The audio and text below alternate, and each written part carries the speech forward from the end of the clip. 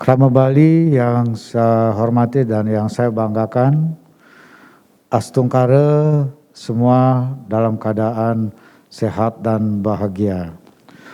Pada hari ini izinkan saya menyampaikan surat edaran yang baru nomor 18 tahun 2021 tentang pemberlakuan pembatasan kegiatan masyarakat atau PPKM COVID-19 dalam tatanan kehidupan era baru di Provinsi Bali. Sebagai dasar dikeluarkannya surat edaran baru ini adalah keluarnya Instruksi Menteri Dalam Negeri nomor 47 tahun 2021 tentang pemberlakuan pembatasan kegiatan masyarakat level 4, level 3, dan level 2 COVID-19 di wilayah Jawa dan Bali. Juga memperhatikan yang pertama, penyebaran penularan COVID-19 di wilayah Provinsi Bali saat ini masih perlu dikendalikan dengan baik untuk mencegah meningkatnya kasus baru COVID-19. Dan yang kedua, pentingnya bagi kita semua pihak untuk terus menjaga kesehatan, kenyamanan, keamanan, dan keselamatan bagi masyarakat Bali. Oleh karena itu, saya memberlakukan ketentuan tentang pembatasan kegiatan masyarakat PPKM COVID-19 dalam tatanan kehidupan era baru di Provinsi Bali yang mengalami perubahan. Di antaranya sebagai berikut. Pertama, kegiatan pada pusat perbelanjaan atau mal atau pusat perdagangan dibuka dengan ketentuan A. Kegiatan pada pusat perbelanjaan atau mal atau pusat perdagangan diizinkan beroperasi 50% sampai dengan pukul 22 WITA. B. Wajib menggunakan aplikasi Peduli Lindungi untuk melakukan screening terhadap semua pegawai, karyawan, dan pengunjung pusat perbelanjaan, mal, pusat perdagangan yang terkait. Pengunjung yang diizinkan masuk ke pusat perbelanjaan atau mal atau pusat perdagangan adalah pengunjung yang telah memperoleh vaksinasi COVID-19 suntik kedua atau dosis kedua. C. Kunjungan kelompok masyarakat risiko tinggi diatur dengan ketentuan sebagai berikut. Penduduk berusia di atas 70 tahun tidak diizinkan memasuki pusat perbelanjaan, mal, atau pusat perdagangan. Pengunjung usia di bawah 12 tahun dibolehkan asal dalam kondisi sehat, tidak menunjukkan gejala COVID-19, serta harus didampingi orang tua. Jadi anak umur di bawah 12 tahun diizinkan asalkan dalam kondisi sehat, tidak menunjukkan gejala COVID-19, serta harus didampingi oleh orang tua.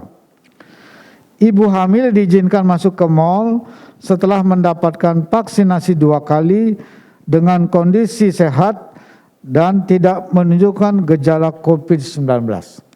D.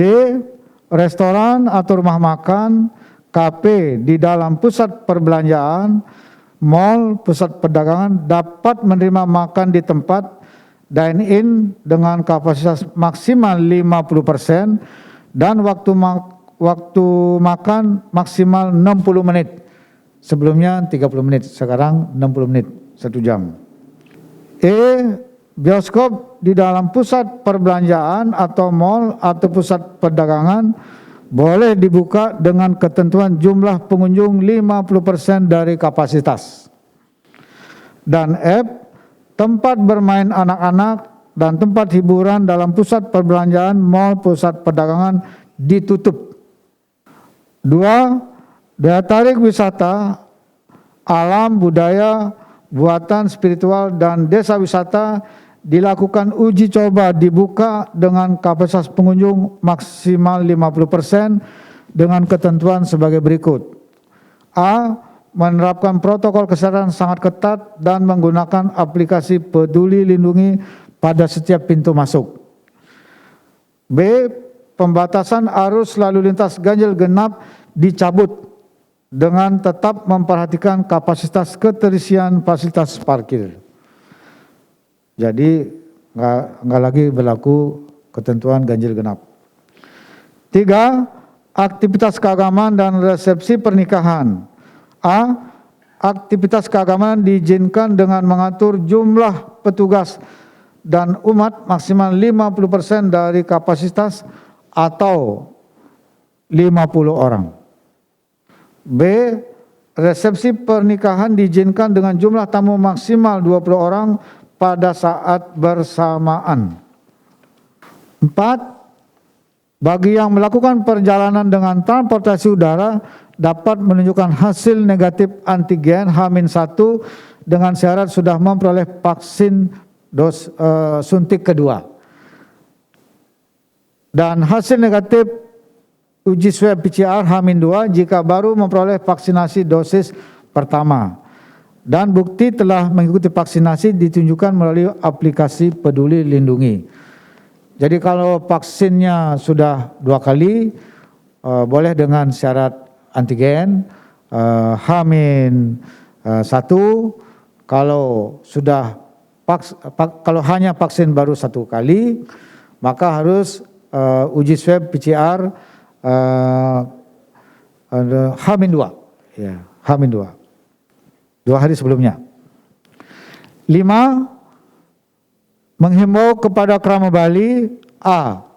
Mentaati dan melaksanakan protokol kesehatan dan menerapkan pola hidup sehat serta bebas COVID-19 dengan menerapkan 6M, yaitu memakai masker standar dengan benar, mencuci tangan, menjaga jarak, mengurangi bepergian, meningkatkan imun, dan mentaati aturan. B. Menggunakan aplikasi Peduli Lindungi secara konsisten dalam setiap aktivitas yang rawan kerumunan dan ruang tertutup. C. Bagi Krama Bali yang belum mengikuti vaksinasi suntik ke-1 atau suntik kedua, terutama krama lanjut usia, komorbid, dan difabel, agar segera mengikuti vaksinasi di wilayah masing-masing untuk mengurangi risiko penularan COVID-19. Saya betul-betul berharap agar Krama Bali yang belum mengikuti vaksin 1 maupun kedua, khususnya bagi krama lanjut usia yang komorbid dan difabel, segera mengikuti program vaksinasi. Di Bali masih cukup rendah pencapaiannya dibandingkan dengan daerah yang lain. Ini menjadi perhatian dari pemerintah pusat. D. Bagi Krama Bali yang melakukan kontak erat dengan warga yang terkonfirmasi positif, agar berinisiatif dan bersedia untuk mengikuti tracing yang dilaksanakan oleh aparat TNI dan Polri. E. Bagi Krama Bali yang mengalami gejala awal seperti demam, pilek, batuk, sesak napas, hilang indera penciuman dan perasa, agar segera melakukan testing swab berbasis PCR. Jangan nunda-nunda lagi. F. Bagi yang terkonfirmasi positif COVID-19 tanpa gejala dan gejala ringan, agar segera berinisiatif melakukan isolasi terpusat, dilarang isolasi mandiri yang telah disiapkan oleh pemerintah provinsi, kabupaten, kota, agar tidak menular kepada keluarga. Bagi yang terkonfirmasi positif COVID-19 dengan gejala sedang dan berat, agar segera ke rumah sakit rujukan di wilayah masing-masing guna menghindari terjadinya kondisi yang memburuk dan membahayakan bagi diri sendiri maupun juga keluarganya. G. Saya perlu menyampaikan bahwa banyak kasus baru muncul karena belum mengikuti vaksinasi. Banyak kasus kematian terjadi karena warga terlambat melakukan testing swab PCR. baru masuk ke rumah sakit dalam kondisi sudah parah sehingga sangat membahayakan nyawanya, bahkan tidak bisa diselamatkan ketika mengalami perawatan di rumah sakit. Oleh karena itu saya mengingatkan, marilah dengan tertib dan disiplin menjaga diri, menjaga keluarga, menjaga sahabat, menjaga masyarakat, dan menjaga Bali agar terhindar dari risiko penularan COVID-19. Astungkara semua krama Bali Rahayu. 6. Saya perlu menginformasikan hal yang sangat penting, yaitu bahwa Bali akan menjadi tuan rumah penyelenggaraan pertemuan internasional, yaitu akan dilaksanakan pertemuan internasional pengurangan risiko bencana dan konferensi tingkat tinggi negara-negara G20 atau KTT G20 pada tahun 2022. Selain itu, juga akan ada acara kejuaraan dunia bulu tangkis tanpa penonton. Juga Indonesia Youth Championship U20 yang akan diikuti oleh klub Eropa, Barcelona, Real Madrid, Manchester United, dan Chelsea, serta Indonesian All Star pada tanggal 1 sampai 8 Desember 2021 di Bali.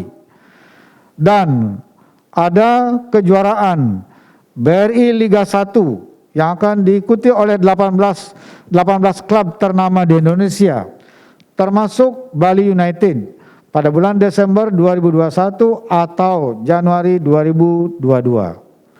Semua acara ini hanya akan bisa terlaksana dengan syarat penanganan pandemi COVID-19 di Bali terus membaik.